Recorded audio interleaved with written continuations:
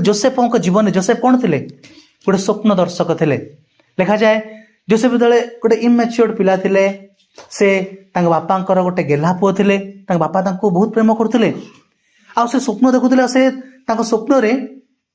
से भाई माने प्रणाम कर बापा माँ प्रणाम कर सब विषय कहते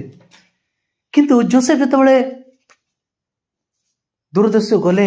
आउ लिखा जाए जोसेफ सब गोटे स्वप्न ही देखुले किंतु लिखा जाए से जेल को गले से स्वप्नर अर्थ करने आरंभ कले प्रेज द लॉर्ड हालेलुया ता पूर्व जोसेफ को आम के देखिनु कि से स्वप्नर कौन कर अर्थ कर कहीं ना से गिफ्ट बा से जो